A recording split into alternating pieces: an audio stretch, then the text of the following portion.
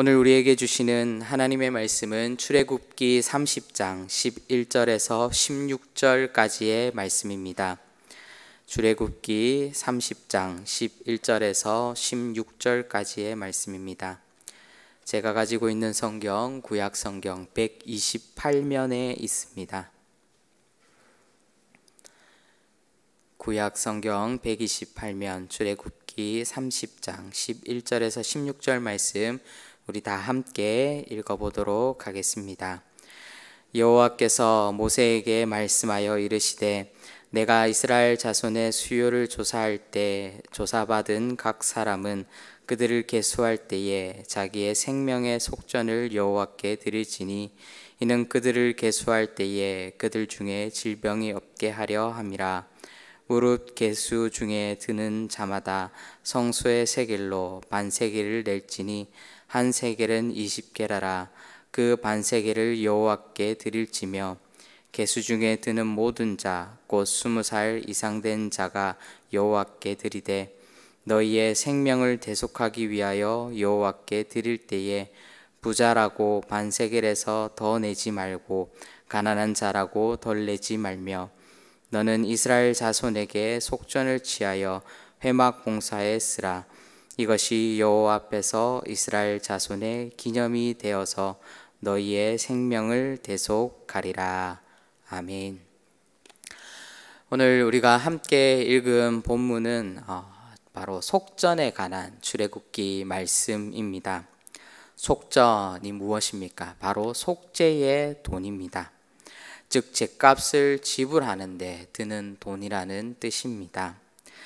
그런데 오늘 우리가 읽은 이 본문이 자세히 읽어보면은 조금 뜬금없다 할 수도 있을 것입니다. 왜 그러냐면요, 앞 뒤의 문맥을 우리가 살펴보면은 앞에는 어떤 내용이 나옵니까? 앞에는 분향단에 관한 내용이 나옵니다.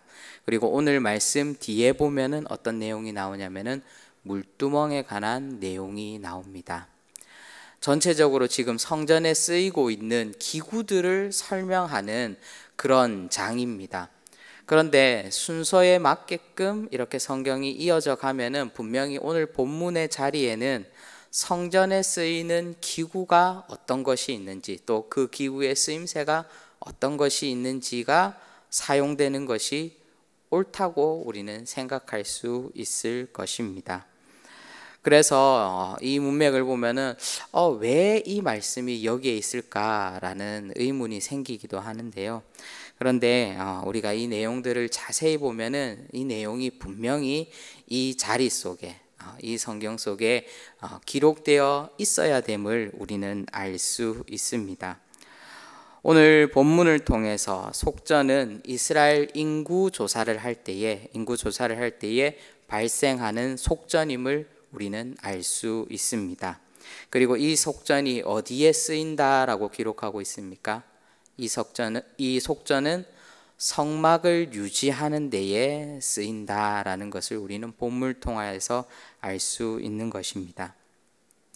그래서 오늘 이 본문을 포함하여서 이 전체적인 오늘 출애굽기 30장 이 내용이 무엇이냐면요, 바로 큰 의미는 성막을 어떻게 유지할 것인가에 관한 본문입니다. 바로 성전의 기구들은 성전을 유지하기 위하여서 눈에 보이는 것들이고 또 이 속전은 바로 눈에 보이지는 않지만 성전을 유지하기 위한 어떠한 프로그램이라 할 수도 있고 어떠한 이런 보이지 않는 체계라고도 할 수 있는 것입니다. 그래서 바로 오늘 본문이 이 30장에 출애굽기 30장의 딱 중간에 위치하고 있는 것입니다. 그런데 속전이 성막을 유지하는 이 한 가지 의미로만 만약에 기록되었다면 사용되어진다라고 하면은 이것을 굳이 속전이라고 기록할 필요는 없습니다. 그저 이 성전을 유지하기 위한 보수 비용, 성전 유지 보수 비용 정도로 이제 인구 조사를 할 때에 사람들이 내게 하면은 되는 것입니다. 그런데 굳이 이것을 어떤 의미로 속전이라는 의미로 사용한 것에는 바로 또 다른 의미가 있다라는 것입니다. 오늘 우리가 말씀을 읽어봤지만 속전은 20세 이상 남자는 모두 하나님께 생명의 속전을 드려야 된다라고 기록하고 있습니다. 이것은 해도 되고 안 해도 되는 것이 아닙니다. 이것은 이스라엘의 20세가 넘은 남자라면 무조건 해야 되는 하나님의 명령인 것입니다. 속전을 히브리어로 보면은 어떤 것이냐면 바로 코페르라고 합니다. 이와 동일한 히브리어를 사용하는 것이 무엇이냐면은 바로 언약궤의 덮개, 언약궤의 덮개를 의미하는 시은자라고 합니다. 시은자가 바로 히브리어로 카포레트라고 하여서 동일한 의미로, 동일한 어원 속에서 발생된 의미입니다. 이것은 죄인이 하나님 앞에 서기 위해서는 바로 어떠한 대가를 지불해야 된다라는 것입니까? 바로 생명의 대가를 지불해야 된다라는 것입니다. 바로 하나님께서 그 시은자 가운데 임하실 때에 바로 이스라엘 백성들이 죽지 않기 위해서는 바로 이 생명의 속전을 반드시 드려야 된다라는 것입니다. 그래서 구약에서 바로 죄인이 바로 하나님 앞에 서기 위해서는 반드시 오늘 본문에 읽었듯이 가난하든 부유하든 상관없이 생명의 속전을 하나님께 반드시 드려라 라고 그렇게 명령하고 있는 것입니다. 이것은 모든 이들이 하나님 앞에서 죄인이라는 것을 다시금 생각나게 하기 위한 하나의 장치입니다. 바로 이스라엘 백성들로 하여금 내가 하나님 앞에 속한 것을 바로 우리의 마음속에 새기기 위해서 바로 이 속전을 하나님 앞에 드리는 것입니다. 바로 이 속전을 낸다라는 의미는 무엇입니까? 바로 내가 하나님 앞에 속하였다. 그리고 내가 하나님 앞에 드린 바 되었다. 내가 하나님과 함께 한다라는 그 의미들을 내포하고 또 상징하고 있는 것입니다. 바로 이 속전을 낸다라는 것은 바로 우리의 신앙의 고백이기도 한 것입니다. 그런데 이 속전은 예수 그리스도의 오심으로 말미암아 바로 이 성막의 속전이 필요 없게 되었습니다. 로마서 3장 23절에서 24절에 이렇게 기록하고 있습니다. 모든 사람이 죄를 범하였음에 하나님의 영광에 이르지 못하더니 그리스도 예수 안에 있는 속량으로 말미암아 하나님의 은혜로 값없이 의롭다 하심을 얻은 자 되었느니라. 아멘. 바로 예수 그리스도께서 우리를 위하여서 친히 무엇이 되었습니까? 생명의 속전이 되었다라고 로마서는 기록하고 있습니다. 그렇기 때문에 우리는 더 이상 구약에서의 이 속전을 낼 필요가 없게 된 것입니다. 하나님께서는 예수 그리스도를 통하여서 바로 성막에서 드리던 임시적이고 불완전한 동물 제사를 모든 인간의 어떠한 죄라도 완전히 사할 수 있는 영원하고 완전한 제사로 예수 그리스도를 통하여서 바꾸셨다라는 것입니다. 이것이 무엇을 우리에게 의미하고 있습니까? 바로 이것은 절망 가운데 살 수밖에 없었던 인류가 바로 예수 그리스도를 통하여서 하나님과 온전히 화목하고 그리고 또 하나님과 온전히 교제할 수 있게 되었음을 말씀하고 있는 것입니다. 바로 하나님과 우리가 그 죄로 인하여서 원죄로 인하여서 떨어져 있던 바로 우리가 하나님과 이제 다시금 교제할 수 있고 하나님을 만날 수 있는 길이 열리게 된 것입니다. 구원의 길이 예수 그리스도를 통하여서 열려졌고 이제 인간은 무엇을 하면 되는 것입니까? 구원의 길이 있으면은 어떻게 해야 되는 것입니까? 가만히 있으면은 그 구원이 완성되는 것입니까? 말 그대로 바로 하나님께서는 길을 열어 주신 것입니다.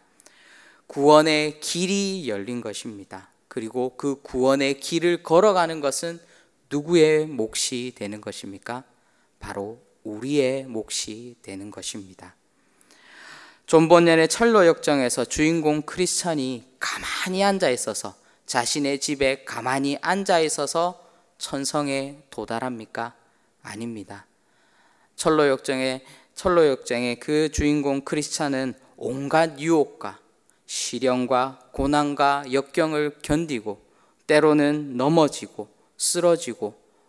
쓰러지지만 다시 일어서고 다시 믿음을 통하여서 그것을 극복하고 또 극복하여서 바로 천성에 이르는 것을 우리는 볼 수 있습니다. 이것이 우리에게 무엇을 의미하고 있는 것입니까? 더 이상 우리는 구약에서와 같이 속전을 낼 필요는 없어졌지만 우리는 다시금 예수 그리스도께 속하기 위하여서 바로 예수 그리스도를 통하여서 참 평화, 온전한 샬롬을 누리기 위해서는 바로 우리 삶의 매일매일의 우리의 삶 속에 이 생명의 속전을 하나님 앞에 드려야 하는 것입니다. 사랑하는 성도 여러분, 여러분은 하나님께 어떠한 삶의 속전을 드리시길 원하십니까?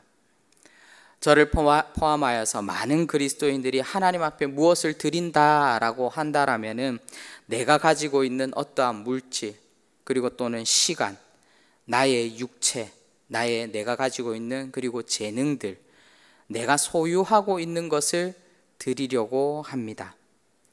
물론 제가 방금 말씀드린 이런 것을 바로 하나님 앞에 우리는 분명히 드려야 합니다.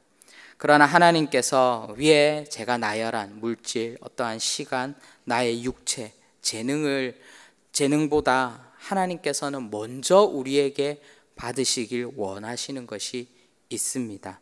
그것은 바로 우리의 고백입니다. 어떠한 고백입니까? 주님, 나는 주님과 도저히 화목할 수 없었던 죄인임을 주님 고백합니다. 주님, 주님의 자비하심으로 말미암아 주님께서 먼저 나에게 찾아오셔서 구원의 손길을 내밀어 주셨기 때문에 보잘것없는 나라는 존재가 하나님을 만날 수 있었음을 고백하는 것입니다. 무가치하던 인생 속에 영원한 삶을 허락해 주시고 우리가 하나님께 예배할 수 있음을 바로 하나님 앞에 먼저 우리는 고백해야 되는 것입니다. 바로 이 고백이야말로 우리가 날마다 하나님 앞에 드려야 되는 바로 생명의 속전인 것입니다.